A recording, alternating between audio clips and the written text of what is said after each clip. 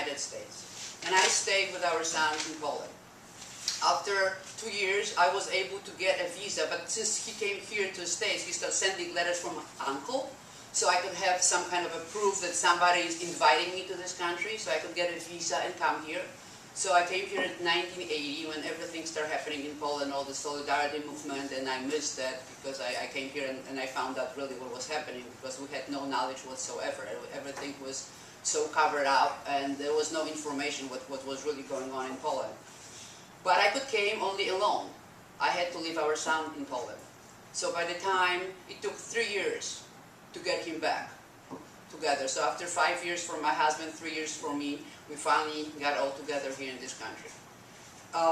Which again, probably is very hard to understand that you cannot travel wherever you want to. Then you have to go to extreme to escape something like that.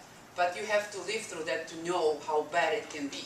And what I see what's happening in this country, I think probably I realized that the communists already here after being 10 years in this country, and I saw a sign of the communists, and I was told that I'm crazy, that I'm obsessed, that I'm communist myself, and I don't know what I'm talking about, it's never going to happen. And I said, well, listen, I know, I see the sign much earlier than other people, because I lived through that. I was the lucky one to get out from that system. And we're going to have it here if we don't do something here. And people just didn't believe me.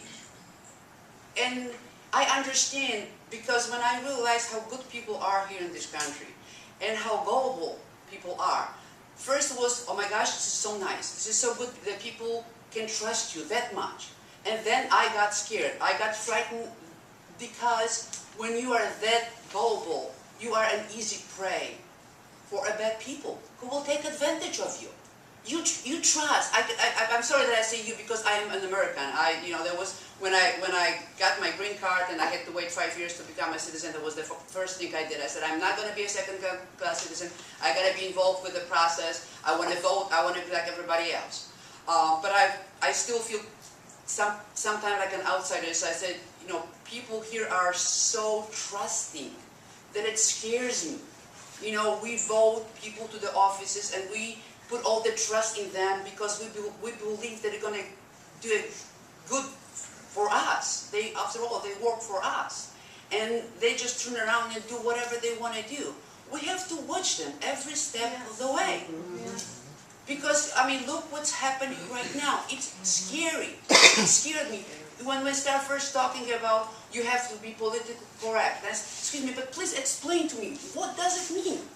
That means I have to agree whatever government is telling me? What is it? I have to be politically correct for 30 years. I don't want to have it here. I am not politically correct. I am not going to be politically correct in a free country. I'm sorry,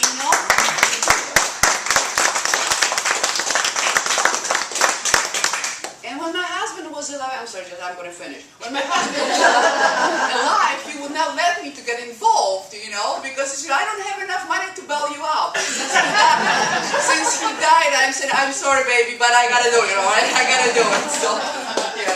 Thank you guys for listening to me.